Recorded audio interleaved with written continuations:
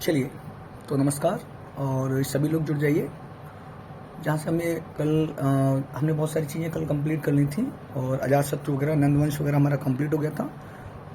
अब यहाँ से हमारा स्टार्ट हो रहा है प्रमुख उपाधि प्राप्तकर्ता और प्रदानकर्ता। यहाँ से क्वेश्चन आ जाता है, पूछ लिया था। तो महात्मा गांधी को गांधी जी की उपाधि किसने दी? तो टैगोर ने। 1917 चंपारण सत्याग्रह के दौरान इनको ये उपाधि दी गई थी।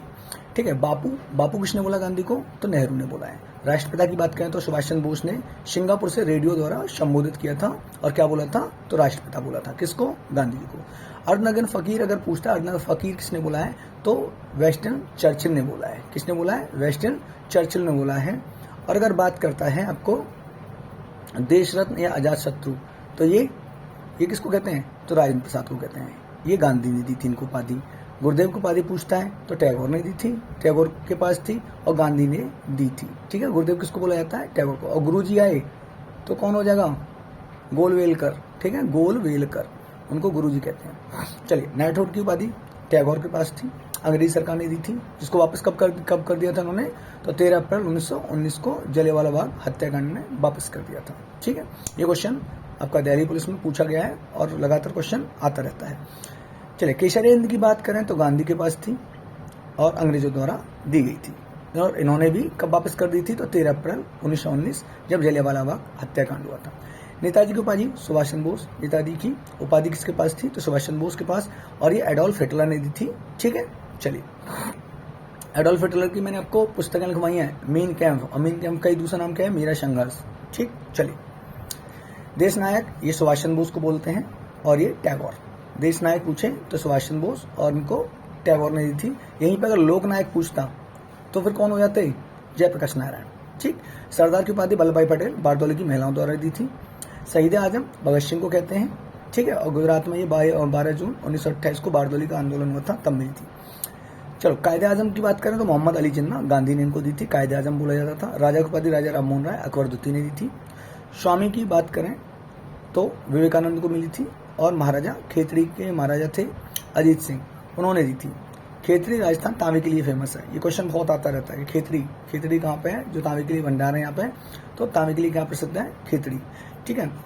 एक और यहाँ पे रखना, क्या नाम है, फैको मॉरिस ने और बोला था इस मतलब गांधी को ही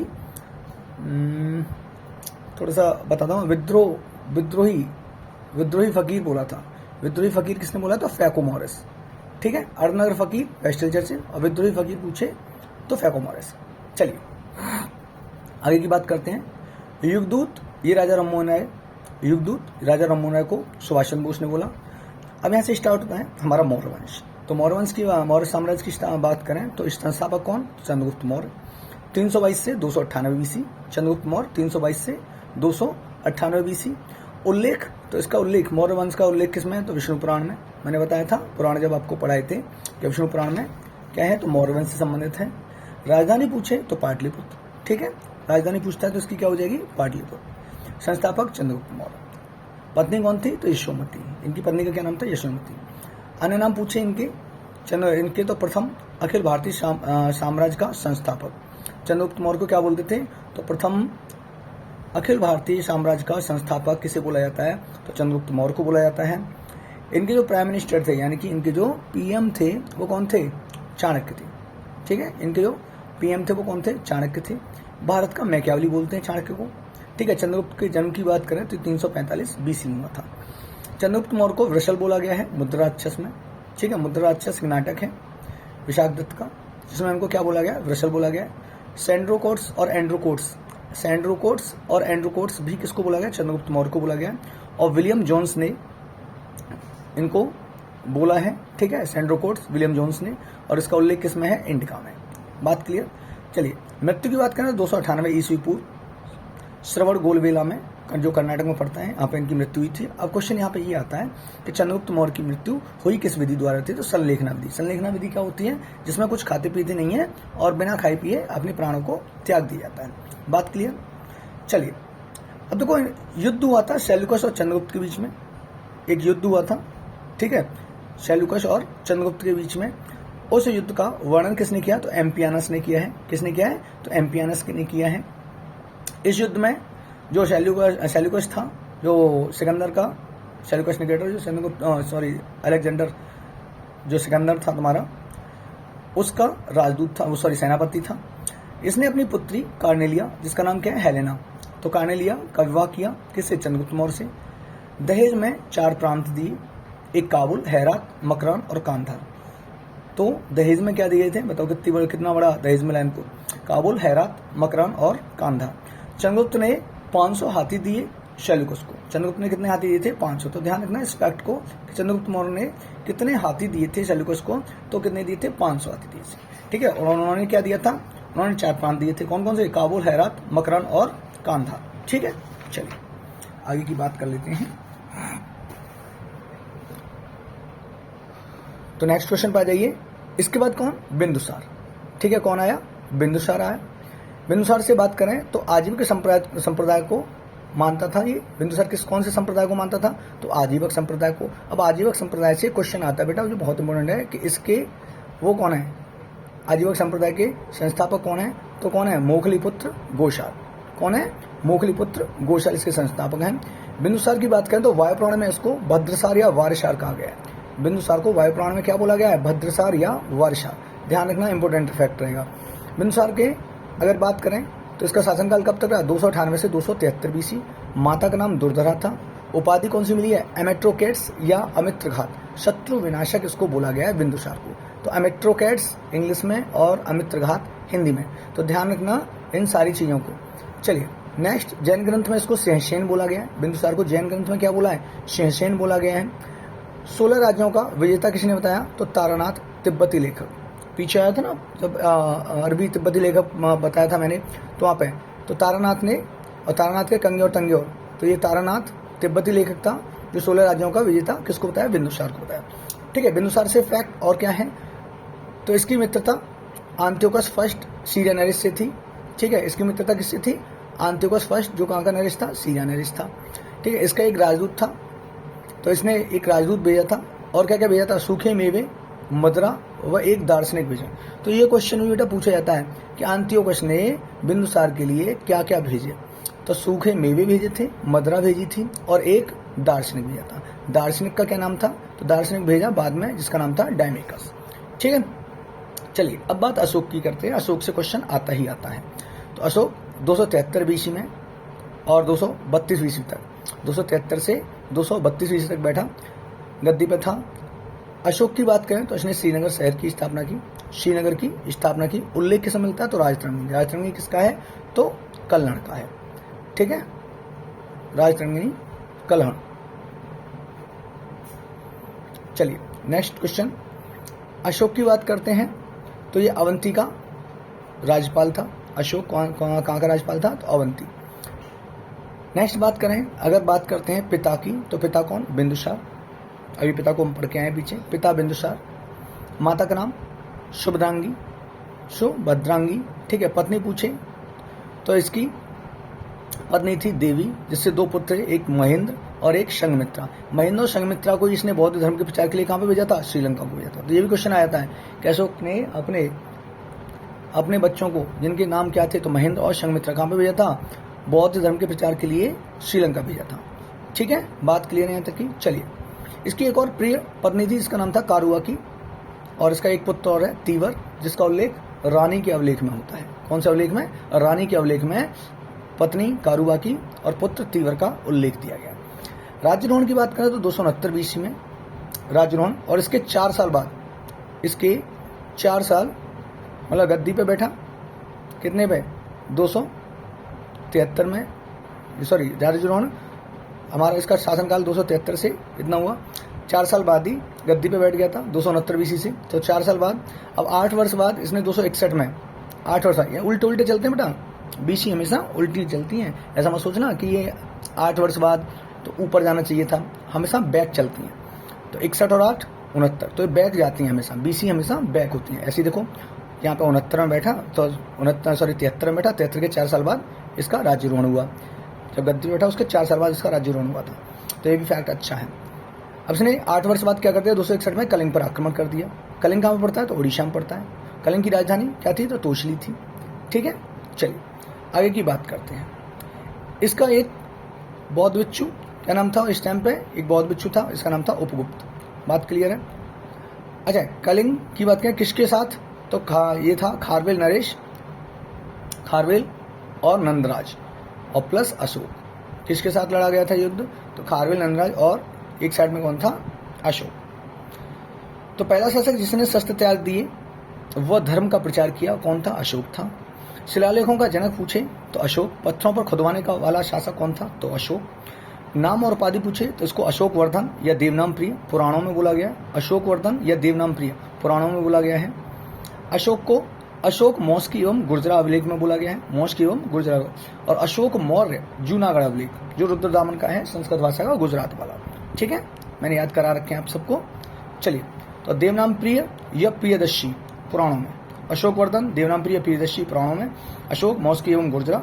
अशोक मौर्य किसमें बोला? तो जूनागढ़ अभिलेख जो कि रुद्रदामन का गुजरात में है। ठीक है, चलिए संस्कृत भाषा की बात करते हैं अभिलेख की। यहां से क्वेश्चन इंपोर्टेंट रहते हैं। तो अभिलेख, सबसे पहली बात, अभिलेख में क्या होता है? शिलालेख, स्तंभलेख और गुहालेख। तो अभिलेख में शिलालेख की बात करें तो 14 शिलालेख हैं। स्तंभलेख की बात करें तो 7 हैं और गुहालेख की बात करें तो 3 हैं। ठीक है, शिलालेख कितने? 14। स्तंभलेख की बात तो 7 और गुहालेख तो 3। ठीक, चलिए अभिलेख। लिपि तो ब्राह्मी, खरोष्टी, ग्रीक और माइक, इनमें इनके अभिलेख बने हुए हैं। ब्राह्मी वाले इंडिया में, खरोष्टी पाकिस्तान और ग्रीक और अरमाइक ये अफगानिस्तान पर। ठीक है, चलिए लिपि को खोजा किसने? तो पोटेंद्री पैंथलर, इसने खोजा था लिपि को, और 1750 में। लिपि को खोजने वाला कौन था? तो पोटेंद्री पैंथलर 1750 में खोजा। पढ़ा किसने? तो इनको सबसे पहले किसने पढ़ा था? तो जेम्स प्रिंसेप 1837 में पढ़ा। बात क्लियर है? चलिए अब शिलालेख की बात करें तो 14 शिलालेख में जो इंपोर्टेंट वाले बेटा मैंने उनकी बात की गई है। पहले में क्या है? पशु हत्या पर रोक, पशु हत्या पर रोक। और यहाँ पे अशोक ने क्या बोला है कि सभी मनुष्य मेरी, सभी जीव मेरी संतान हैं। तो पहले अभिलेख में हमें क्या मिलता है? पशु हत्या पर रोक और सभी जीव मेरी संतान है, उसने ऐसा बोला है। दूसरे में मनुष्य व पशु चिकित्सा की बात की गई है। ठीक है, तीसरे में 11वें में धम्म नीति की व्याख्या की गई है। और 13वां जो सबसे इंपोर्टेंट आता है, कलिंग युद्ध का वर्णन एवं हृदय परिवर्तन की घटना कब हुई थी? तो 13 में जब उसने बहुत ज्यादा रक्तपात देखा, चारों तरफ इंसानों को चीख पुकार मरते हुए देखा, तो उसने फिर क्या कर दिया था? उसका हृदय परिवर्तन हो गया था और उसने सब कुछ छोड़ दिया था। 14वां धार्मिक जीवन के आधार पर है। 14वां क्या है? धार्मिक जीवन के आधार पर। चलिए स्तंभलेख की बात करें तो पहला कौन सा है? पहला है दिल्ली मेरठ स्तंभलेख, दिल्ली मेरठ। तो ये सबसे पहला, तो पहले था कि सबसे पहला क्या है? तो मेरठ, तो दिल्ली मेरठ बोलते हैं इसको। मेरठ से दिल्ली लाया गया, तो मेरठ से इसको दिल्ली, मेरठ में था लेकिन दिल्ली में कौन ले पहुंचा? तो दिल्ली ले पहुंचा था फिरोज शाह तुगलक द्वारा। तो पहला पूछता है तो दिल्ली मेरठ सबसे पहले था कहाँ पे? तो दिल्ली में और मेरठ में था, लेकिन मेरठ से दिल्ली कौन ले गया? तो फिरोज शाह तुगलक ले गया। ठीक है, फिरोज शाह तुगलक, वही फिरोज शाह तुगलक जिसने ब्राह्मणों पर जजिया कर लगाया था। बात समझ में आ गई? चलिए स्तंभलेख क्यों? और सबसे पहले जजिया पूछता है तो किसने लगाया था? तो मोहम्मद बिन कासिम। और जजिया कर को हटाया किसने? देखो मोहम्मद बिन कासिम ने जब लगाया था जजिया तो उसने सिर्फ गैर मुसलमानों पर लगाया था। ठीक है, और उसमें ब्राह्मण शामिल नहीं थे और दिव्यांग भी शामिल नहीं थे। लेकिन इसने क्या किया था? इसने ब्राह्मणों पर भी लगा दिया था। ठीक है, अब बात करते हैं स्तंभलेख जो मैंने 7 बताए। तो सबसे पहला अभी यहाँ पे थोड़ा सा इसका जिक्र हो गया था, दिल्ली मेरठ स्तंभलेख। तो दिल्ली मेरठ स्तंभलेख, मेरठ से दिल्ली कौन ले गया? तो फिरोज शाह तुगलक। ठीक है, दूसरे की बात करें तो दिल्ली टोपरा स्तंभ, दिल्ली टोपरा स्तंभ। तो ये टोपरा में था, टोपरा कहाँ पे पड़ता है? हरियाणा। और टोपरा से इसे दिल्ली कौन ले गया? तो ये भी फिरोज शाह तुगलक ही ले गया था। अच्छा, दिल्ली टोपरा, ये दिल्ली वाला जिस पर अशोक उत्कीर्ण है। ठीक है, तो इस पर अशोक के 7 स्तंभलेख उत्कीर्ण है, वो कौन सा है? तो दिल्ली टोपरा वाला ही है।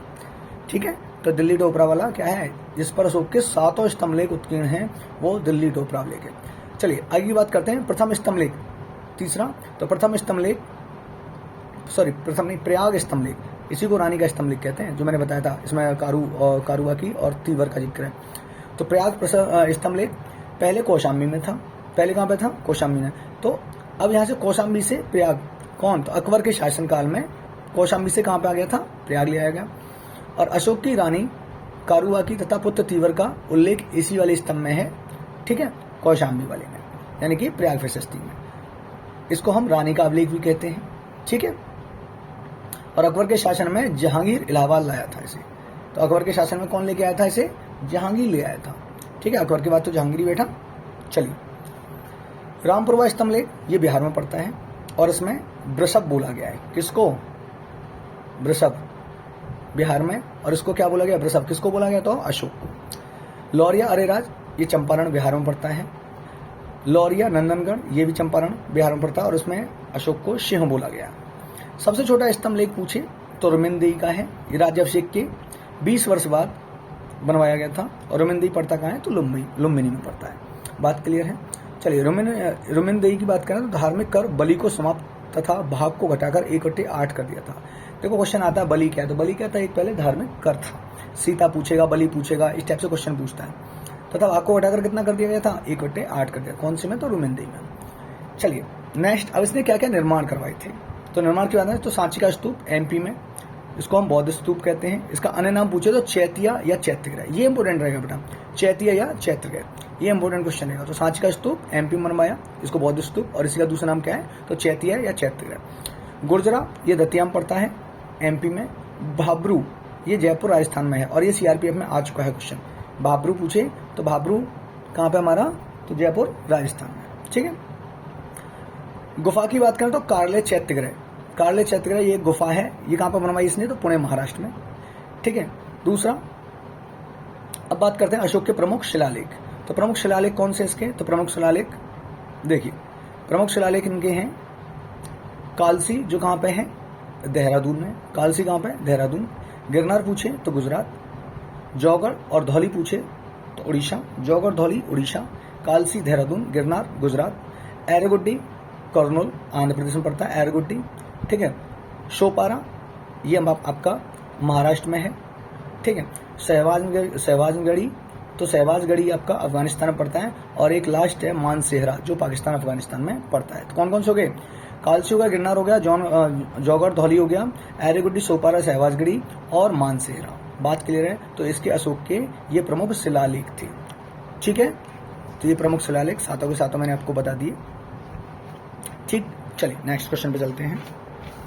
जो इसने निर्माण कराया था, इन चीजों इनका निर्माण कराया था। चलिए अशोक के उत्तराधिकारी की बात करते हैं। अशोक के उत्तराधिकारी बात करें तो एक कुणाल, ठीक है, और कुणाल का जो पुत्र था वो कौन था? दशरथ।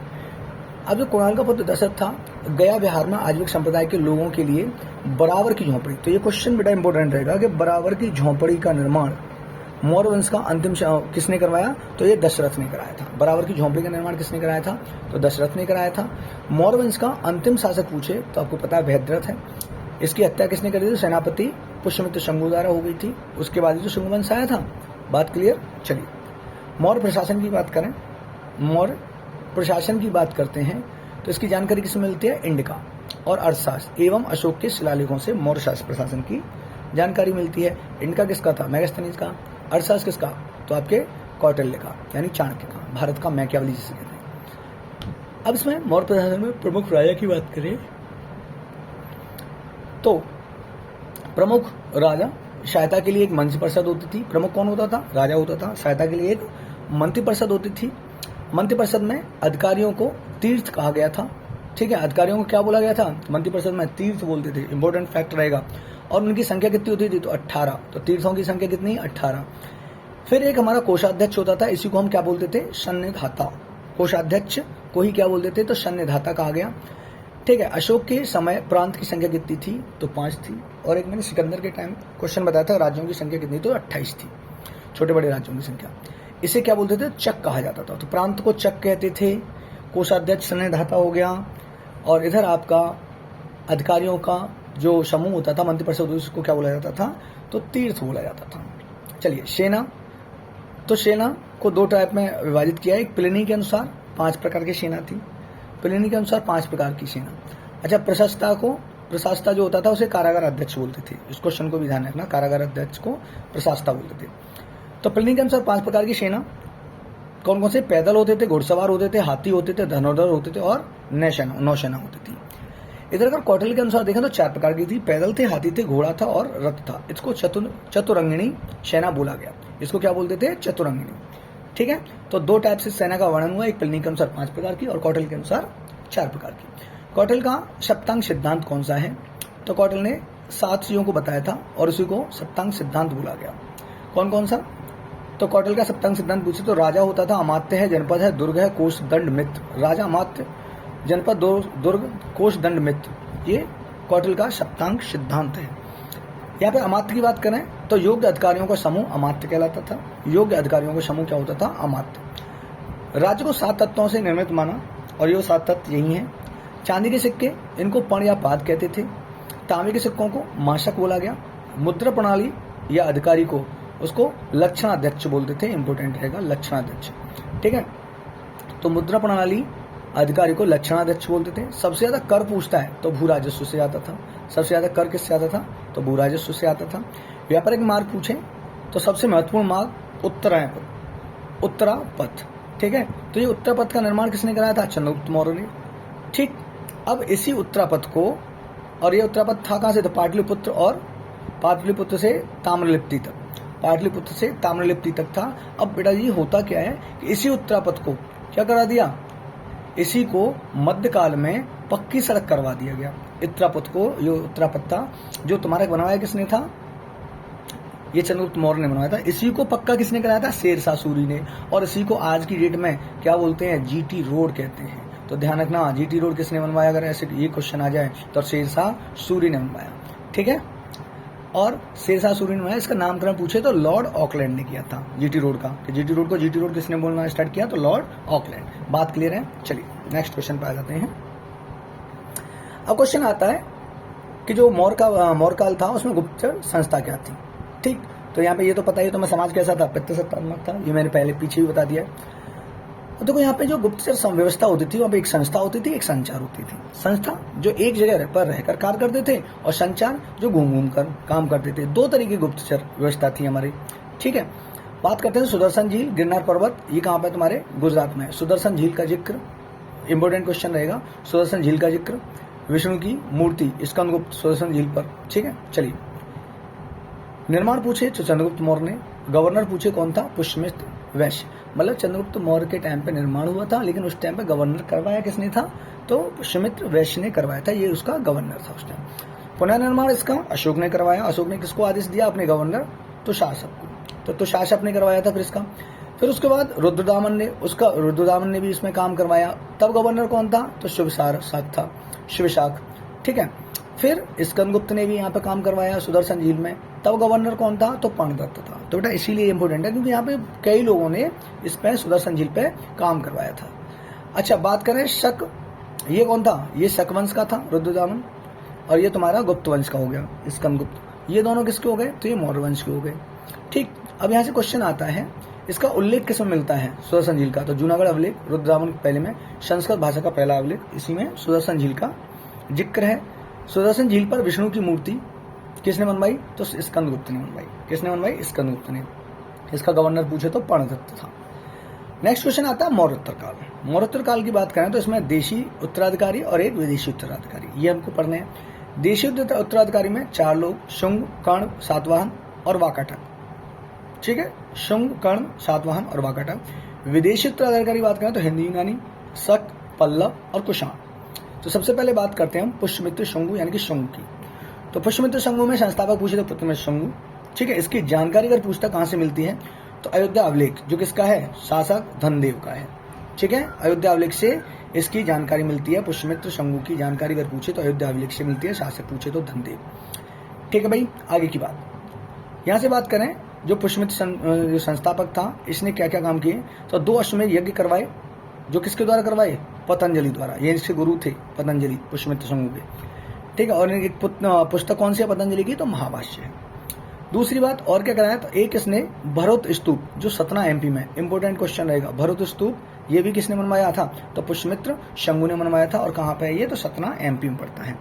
और क्या हुआ? तो सांची के स्तूप, ये सांची के स्तूप में क्वेश्चन ये बहुत इंपोर्टेंट रहेगा कि सांची के स्तूप में काष्ठ वेद का यानी कि जो लकड़ी की मूर्ति थी उसकी जगह पर पाषाण वेद का बनवाई, यानी कि पत्थर की मूर्ति किसने बनवाई? तो पुष्यमित्र शंगु ने बनवाई। तो काष्ठ वेद का की जगह पे पाषाण वेद का मतलब पाषाण वेद का को किसने बनवाया? तो तुम्हारे पुष्यमित्र शंगु ने बनवाया। तो यहाँ तक की बात बेटा क्लियर है। चलिए आगे की बात करते हैं।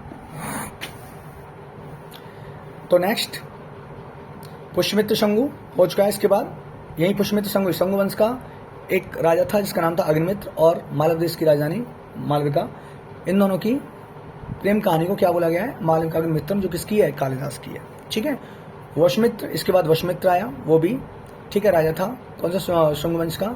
फिर वज्रमित्र आया, और फिर लास्ट में भागवत। किसके दरबार? भागवत के दरबार में कौन आया था? तो हेलियोडोरस। हेलियोडोरस ठीक है। तो यहाँ पे भागवत का उल्लेख पूछे, इसने गरुड़ स्तंभ लिखवाया है जो वेदसाम पढ़ता है। ठीक है। अब जो हेलियोडोरस था राजदूत था एंटियल कीट्स का। क्वेश्चन पूछ सकता है एंटियल कीट्स का राजदूत कौन था? तो हेलियोडोरस। और इसका राजदूत पूछे तो एंटियल कीट्स। इसके दरबार में हेलियोडोरस। बात क्लियर है? राजदूत एंटियल कीट्स का। चलिए नेक्स्ट क्वेश्चन, देवभूति। देवभूति क्या है? अंतिम शासक। तो अगर पुष्यमित्र शंगु वंश का अंतिम शासक पूछता है तो कौन था? देवभूति था। देवभूति की हत्या कौन कर देता है? वासुदेव द्वारा। वासुदेव इसकी हत्या कर देता है। उसके बाद ही कौन से वंश स्टार्ट हो जाता है? कर्ण वंश। तो कर्ण वंश का संस्थापक कौन होगा? वासुदेव होगा, क्योंकि इसने हत्या की है। अब संस्थापक वासुदेव कर्ण वंश का। वासुदेव के बाद भूमिमित्र आया, भूमिमित्र के बाद नारायण आया, नारायण के बाद सुशर्मा। अब सुशर्मा या इसका अंतिम शासक था, और इसकी हत्या कौन कर देता है? तो शिमुक। शिमुक कौन था? तो आन सातवाहन वंश का संस्थापक कौन था? शिमुक। तो शिमुक की हत्या, सॉरी सुशर्मा की हत्या किसने कर दी? हमारे शिमुक ने कर दी। और सुशर्मा कर्ण वंश का अंतिम संस्थापक था। संस्थापक पूछे तो वासुदेव था। ठीक है। चलिए, अब शिमुक ने हत्या की है, तो आन सातवाहन वंश का शिमुक था। शिमुक ने हत्या की है, ये आन सातवाहन कहाँ पे? आंध्र प्रदेश। ठीक है। शिमुक ने हत्या की है, तो प्रमुख कौन हो जाएगा इसका? आन सातवाहन का शिमुक हो जाएगा। कैपिटल पूछे तो अमरावती। शिमुक भाई, इसका एक भाई था कृष्ण, जो नासिक तक अपने साम्राज्य का विस्तार बनाया, मतलब नासिक तक अपने साम्राज्य को विस्तार करता है। कौन? कृष्ण।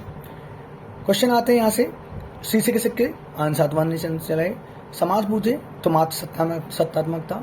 वहां पे कौन सा था? मौर्य वंश में पित्त सत्तात्मक। ठीक है। दूसरी बात, भाषा पूछे तो प्राकृतिक भाषा थी। ठीक। फिर नेक्स्ट आते हैं सतकर्णी प्रथम, इसका अच्छा शासक रहा है सतकर्णी प्रथम। तो सतकर्णी प्रथम इसका बलशाली शासक रहा है, तीसरे नंबर का। ब्राह्मणों एवं बौद्धों को भूमि अनुदान की किसने? सतकर्णी प्रथम ने। इसका उल्लेख पूछे तो नानाघाट अभिलेख मिलता है। नानाघाट अभिलेख किसका है? तो नागनिका का है। ठीक है, नागनिका। नेक्स्ट क्वेश्चन पूछी जाए तो 2 अश्वमेध यज्ञ और 1 राजसूय यज्ञ करवाया था। किसने करवाया था? देखो, राजसूय यज्ञ तो हमारे राज्य को खुशहाली और समृद्धि के लिए होता था। अश्वमेध यज्ञ में घोड़ा छोड़ दिया जाता था, और वहां पे फिर मतलब जो भी उसको घोड़े को पकड़ता था तो उससे युद्ध करना पड़ता था। ठीक है।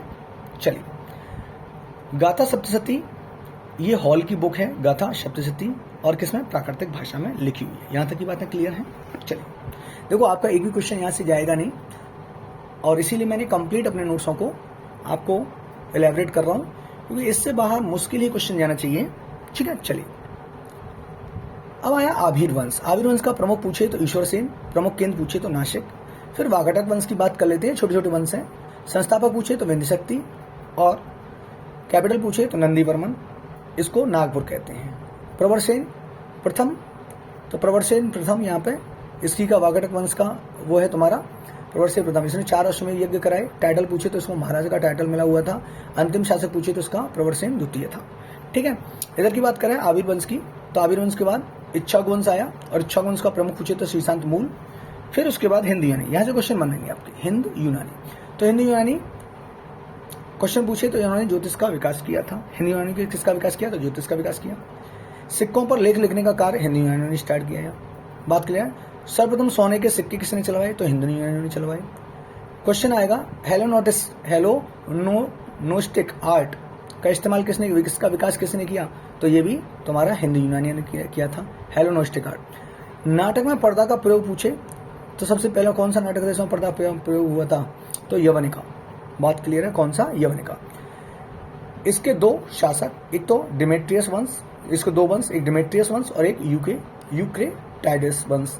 डिमेट्रियस वंश क्या होता है? प्रमुख इसका डिमेट्रियस फर्स्ट था, और यूक्रेटाइडस वंश का प्रमुख पूछे तो प्रमुख यूक्रेटाइडस ही था। ठीक है। कैपिटल थी साकल, जिसको सियालकोट बोलते हैं डिमेट्रियस वंश की। इसकी कैपिटल थी तक्षशिला। ठीक है। इसकी कैपिटल क्या थी? तक्षशिला। इसका जो सबसे प्रतापी राजा था वो मिनेंडर था, और मिनेंडर और नागसेन संवाद अगर पूछता है तो किसमें? तो मिलिंद पो, ये क्या है, बौद्ध ग्रंथ है। मैंने बताया था जातक, मिलिंद पो, दीपवंश, महावंश, अंगुत्तर निकाय, ठीक, दीपवंश, महावंश, ये सब बताए थे। हाँ, तो ध्यान रखना है। ब्राह्मण ग्रंथ, युग, इसका प्रतापी राजा पूछे तो एंटियल कीट्स था, एंटियल कीट्स। इसका राजदूत कौन था, हेलिडोरस, अभी भी आया था ना हेलिडोरस, काम गया, ये हेलिडोरस किसका राजदूत था, तो एंटियल कीट्स का राजदूत था। बात क्लियर है। चलिए, इसके बाद शक, शक की बात करते हैं। तो शक का दूसरा नाम क्या है, तो क्षत्रप। शक को दूसरा नाम, शक का अगर शक के नाम से ना आए तो उनका दूसरा नाम क्या था, क्षत्रप। शक क्यों आए थे, तो ये चारागाह की खोज में भारत आए थे। किसकी खोज में, चारागाह की खोज में।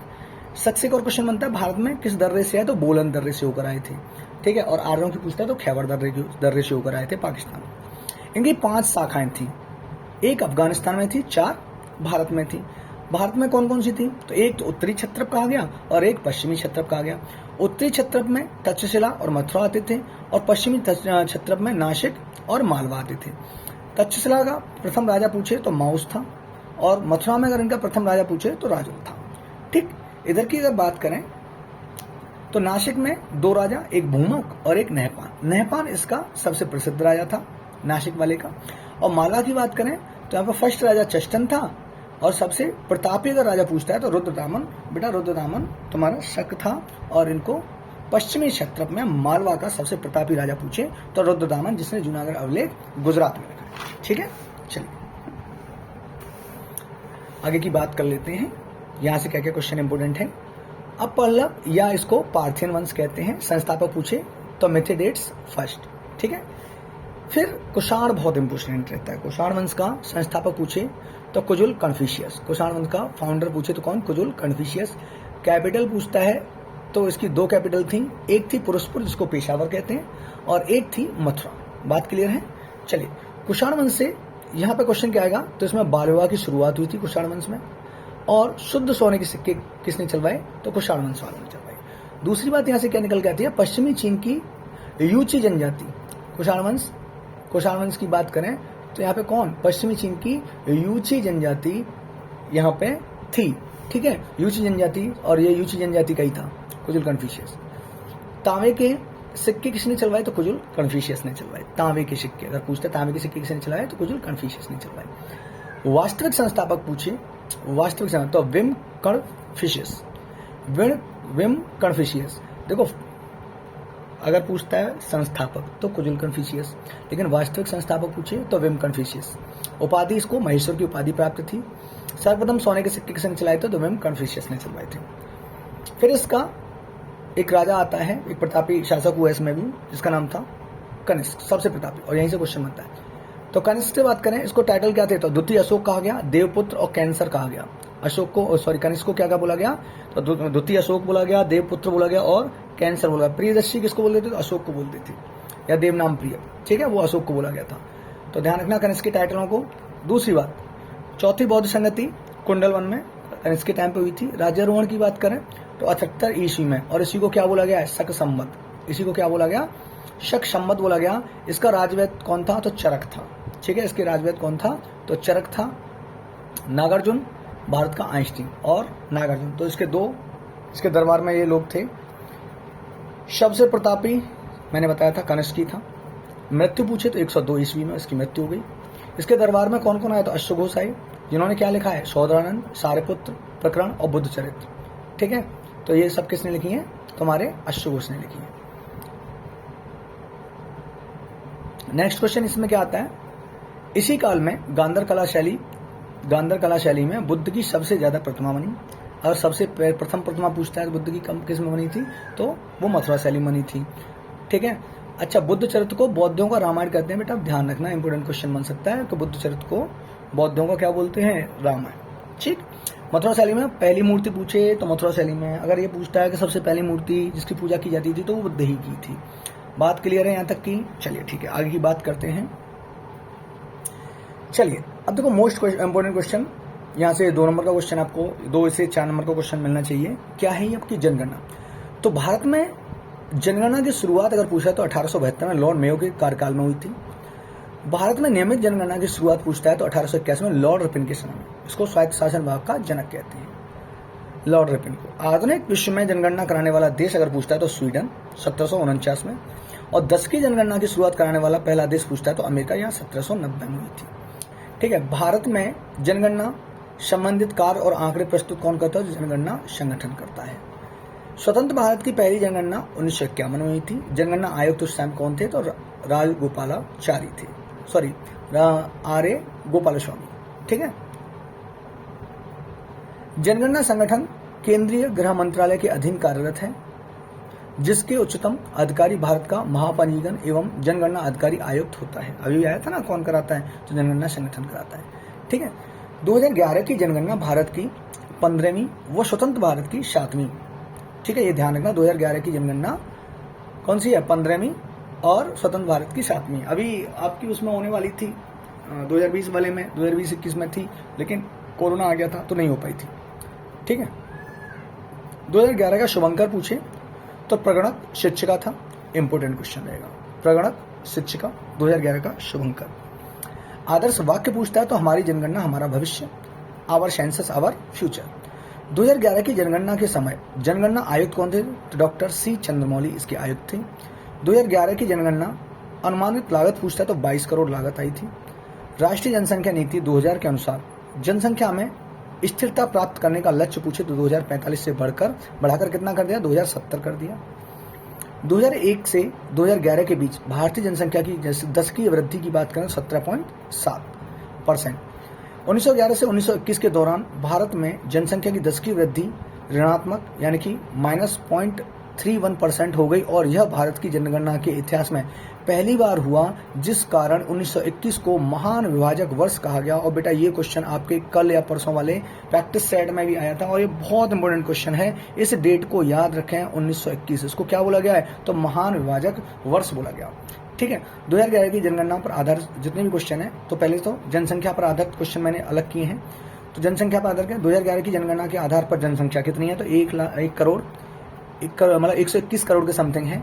ठीक है, इसको आंकड़े को पूरे को देख लेना। 121,08,54,977 लगभग 121 करोड़, जो कि विश्व जनसंख्या का 17.5 है। ये फैक्ट आपसे पूछा जाता है। पुरुष की बात करें तो पुरुष कितने? 51.47% है। महिला की बात करें तो 51 में से जो बचे कुछ हैं वो यहाँ पे होंगे 48 मतलब 100 में से 51 को घटा दोगे तो आंसर आ जाएगा। ठीक है, तो 48.53% महिला है। शहरी जनसंख्या की बात करें तो 31.2%। तो शहरी जब इतनी है तो 100 में से घटा दो तो हमारी ग्रामीण वाली आ जाएगी, तो 68 पॉइंट के समथिंग आ जाएगी। ठीक है, सर्वाधिक जनसंख्या वाला राज्य पूछता है तो यूपी, 20 करोड़ जनसंख्या यहाँ पे है। और न्यूनतम जनसंख्या वाला राज्य पूछता है तो सिक्किम, बट ये पहला सिक्किम है और दूसरा पूछता है तो महाराष्ट्र। ठीक है, तो दूसरा कौन सा है? महाराष्ट्र, इसमें 11 करोड़। ठीक है, और न्यूनतम में देखो सर्वाधिक जनसंख्या में पहला तो यूपी, दूसरा पूछे तो हमारा कौन सा? महाराष्ट्र, न्यूनतम में पहला सिक्किम, दूसरा पूछे तो मिजोरम, इसमें 10 लाख रहते हैं। ठीक है, चलिए सर्वाधिक जनसंख्या वाला केंद्र शासित प्रदेश पूछे तो दिल्ली और न्यूनतम वाला पूछे तो लक्षद्वीप। बात क्लियर है? और ये भी दिल्ली वाला क्वेश्चन आपका अभी आपने सेट में लगाया था। नेक्स्ट क्वेश्चन पे आ जाते हैं।